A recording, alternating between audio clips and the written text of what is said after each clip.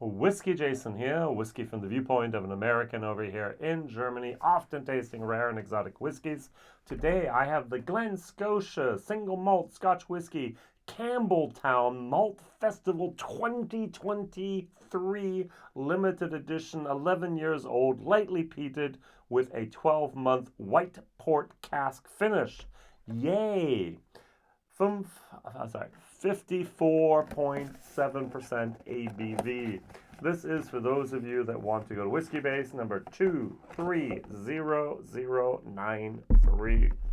All right, so the price in Scotland is £65. The official, basically recommended retail price in Germany, €75. Doesn't make sense. We have a much higher alcohol tax, excise tax in the UK. We have also much higher VAT than in Germany. It should be less in Germany. Why not? Is it the importer? I don't know. So the original recommended retail price was 74, and then the shops started to underbid each other. They went down to 73, and then 72, and then 69, and now we have the lowest price is actually 66.90. Now I bought this bottle and 5 others just like it directly from the importer. So I know exactly what I paid, and I know exactly what the normal margin of whiskey would be. We take the 19% VAT over here. We take the 31% that I, as a whiskey shop, would normally get, and so we would have it times by 1.5.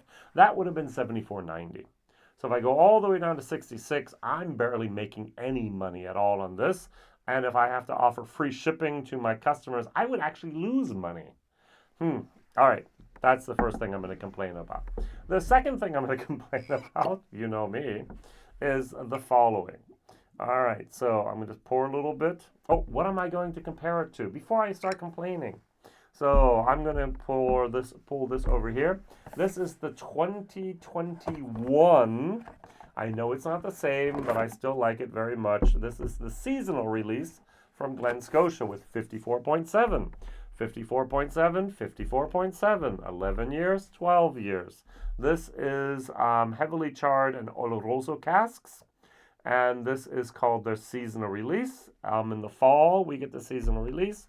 In the spring, we get the Campbeltown Malts Festival edition. So I'm going to compare these two. This is lightly peated. This is not. This has white port. This has sherry and heavily recharred oak barrels that they recharred. They're rejuvenated, so that's that. Now, at the front of the box, it says here, and I kind of go, why? So it says, discover our whiskey experiment. Oh, great. And then it says, see back of pack for details. Really? All right, good. I'll turn it over, and you will actually see here a QR code. Maybe you can scan this in for yourself. So I'll just put this on here real quick. It doesn't work like I wanted to. Good. So being as steady as I can. So we have actually a nice little QR code. You go to this website. So you can also just go to glenscotia.com. You go then to our product here, the Campbeltown Malts Festival 2023. And at the very bottom, it says the Whiskey Experiment. Join the experiment. And there you go to glenscotia.com/pages/whiskey- or hyphen experiment, and then you say begin the experiment, and you're further directed to a new website called thewhiskeyexperiment.glenscotia.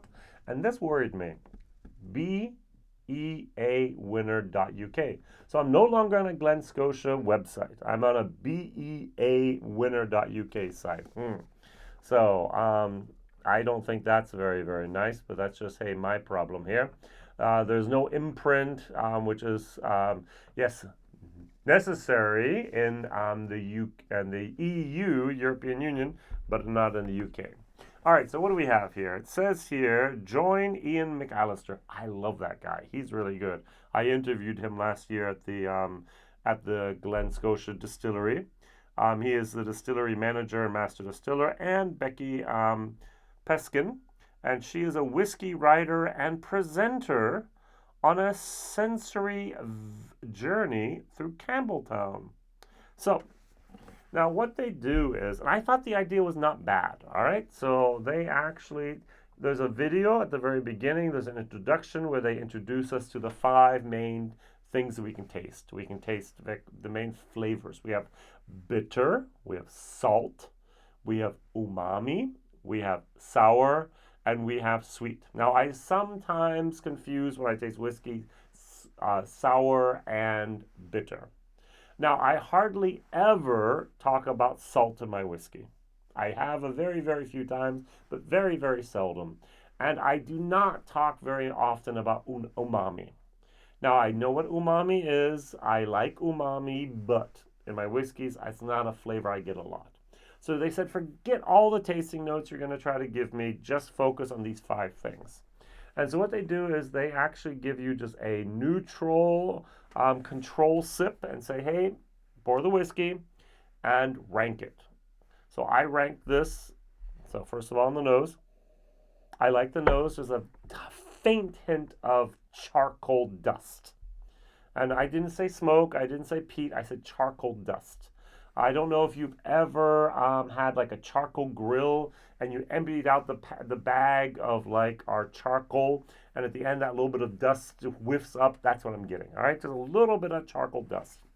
There's not much sourness in here, but there's a tiny bit of bitterness. There's a little bit of salt, and for me, there's definitely a little bit of umami.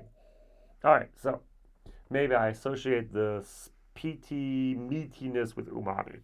So then what happens is they ask you to watch a video, about a minute, minute and a half, with a sunset and all these little pictures, yellow, orange, a little bit of red involved in there, about the scenery around Campbeltown. There's pictures of fruits and just landscapes and the sunset. And what they say is, at the end, there's actually an explanation, is that this environment, the yellow sunset, will actually trick your brain into thinking this is a sweeter, fruitier moment. And then they actually ask you to take a third sip after you've watched another minute, minute and a half of of seashore. So you have stones and you have waves and you have salt and you have seaweed and you have all these moments of the sea. And this is actually supposed to push your perception of the whiskey flavor into the saltiness.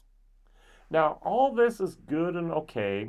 Now, I do personally think that if I'm at, for example, if I were to taste a whiskey in the middle of the summer, it's 40 degrees Celsius, 100 plus degrees outside, this whiskey is going to taste different than if I were in Scotland at 5 degrees Celsius, which is about 40 degrees Fahrenheit, in a warehouse. All right, so the temperature, the ambient temperature affects what I taste. Totally agree. Now, I'm at a whiskey fair. I just was last week at the whiskey fair in Limburg. There were thousands of people around me. It was crowded. It was muggy. It was sticky air. It was very, very loud. And I'm sure the whiskey tastes a little bit different in that environment, a very stressful environment, compared to the calmness and the perfect tranquility of my home. So if I taste exactly the same whiskey, put it into 2 sample bottles, taste one at the fair, in the middle of the crowd, in the middle of the noise, in the middle of the warmth and humidity and body sweat, and I taste another one at home, which is perfectly temperatured, quiet, very nice, it's going to be different. Now, I totally know that the ambient environment affects how I experience a whiskey. But my question is, and you can answer this as well, if I'm sitting at the same room with the same lighting and I watch a video about seashore and I watch a video about sunset, will it really affect my perception of this whiskey? I doubt that. Now, they did this experiment, and now I'm going to start complaining a little bit, because they actually had Iain do it. He tasted it without it. He tasted it with the influence of the sunset. It got a little bit actually more sour, not sweet. And he did it with the ocean. And it got a little bit more bitter, actually, and a little bit more sour. So, much more sour, sorry. Hector, I actually interviewed Hector once. I like Hector. Hector is a person who grew up there in Campbeltown, just like Iain. He has much more stronger accent. With the sunset, he got sweet and sour. and with the waves and the seashore, he got umami much more, he got salt much more, and he got bitter much more than his base tasting. And there's actually a lady called Hannah, which I don't know. When she did her base tasting, she did have not hardly any bitter, but then with the influence of the video, a lot of bitter. And she had a lot of sour and sweet with that yellow sunset moment.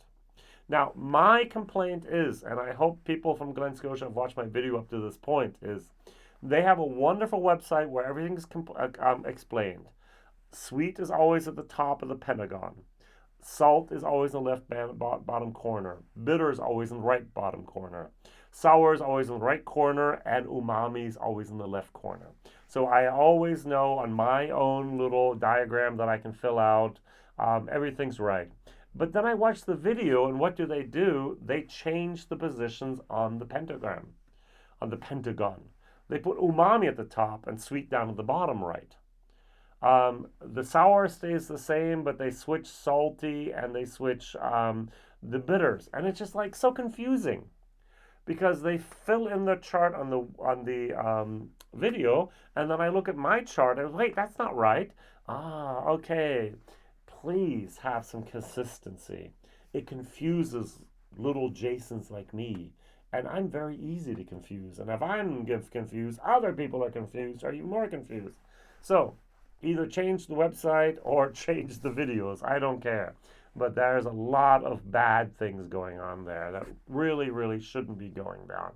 All right, so this whole science is called neurogastronomy, a study of how we perceive flavors and its effect on our memories and behaviors. And Becky's doing a lot of here, Paskin's doing a lot of work on that, and she was the designer of this experiment. So Becky, look at your pentagons, please.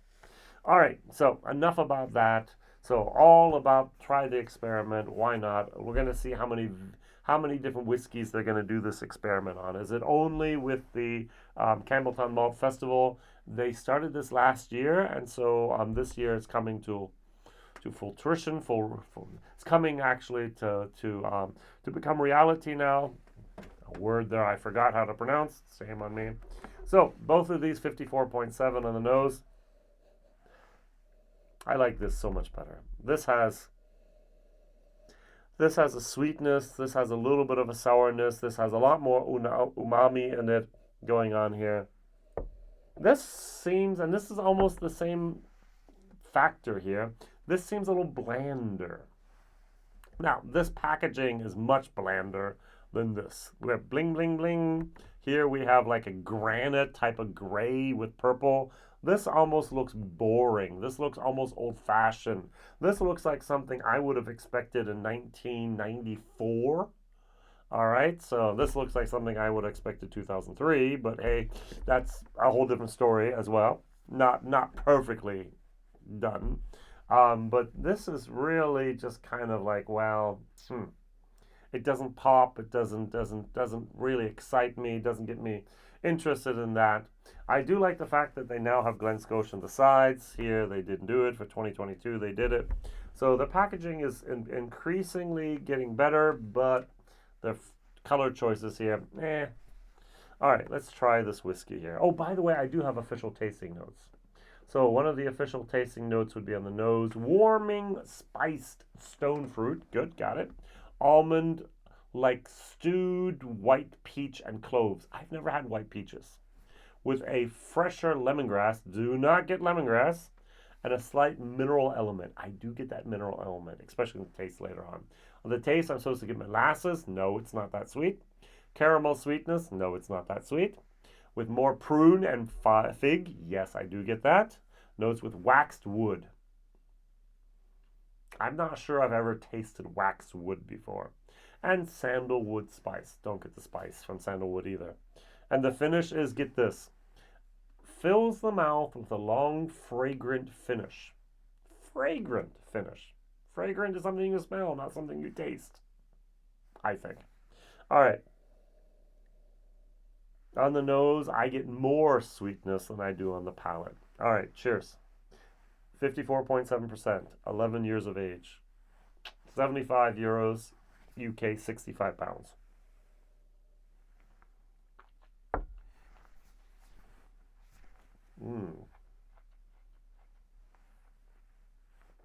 This whiskey has a lot of heat, and it's just not me. It's young and spirit driven. It's hot. Oh. And it goes boom. And then that heat dissipates, and I get a nice almond honey moment. I do not get molasses, I do not get caramel, but I get a little bit of honey. The peat is very, very light. I have the feeling as if they took 15 barrels of unpeated whiskey and put one barrel together. Maybe 12 to 1, 15 to 1, 21 would be not enough. So, but not much peat at all. This is something it's almost like a blended Japanese peated moment, which is very, very fine. I do get the umami. I do get a little bit of the sweetness.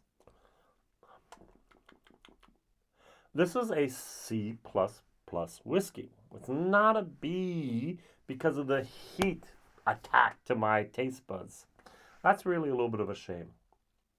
So what I did not do is I did not add water in my German video. So let's try this. This is something that's new for me. I'm going to dilute it down to about 48%, see what happens.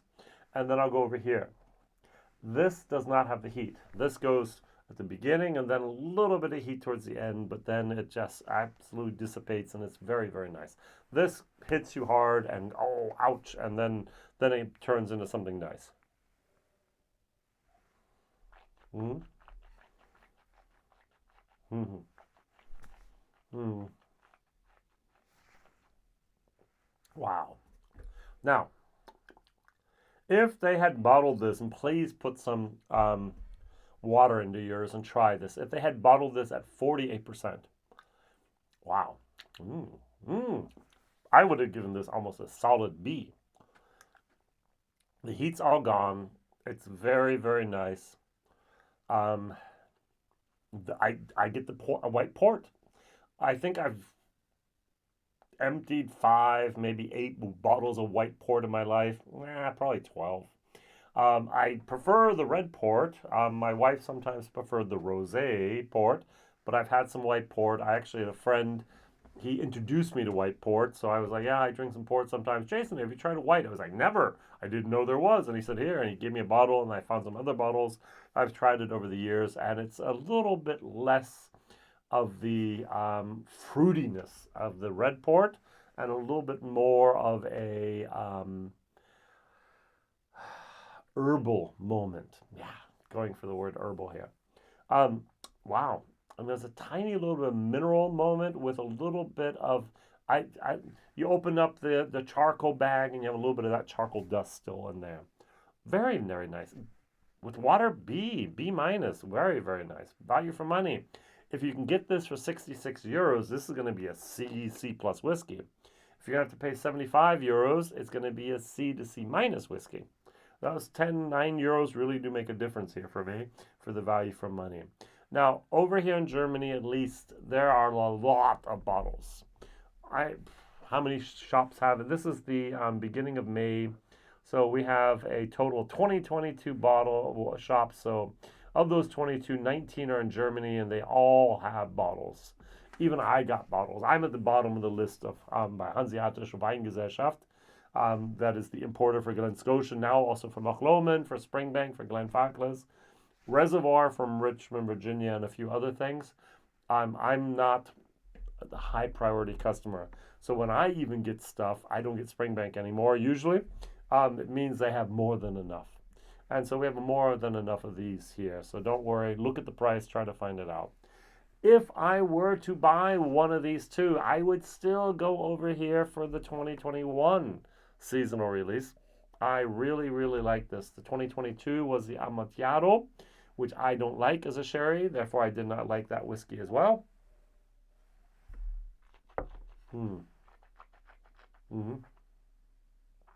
Just a tiny little bit heat at the end, exactly like I would prefer it. And then, oh, goodness. All right, so this is better without water. This is a tad bit better with water. So, first question of the day. Packaging, nice, boring. Second question, does what was it called? The neurogastronomy, the study of how we perceive flavors and its effect on our memories and behaviors. Is that a real thing by just watching a video? And number three is, let's just ask this question. Of the special editions of over 50% ABV Glen Scotia whiskeys, what is your favorite? So thank you very much for watching, liking, subscribing, and sharing with others. Whiskey Jason here. See you soon. Bye-bye.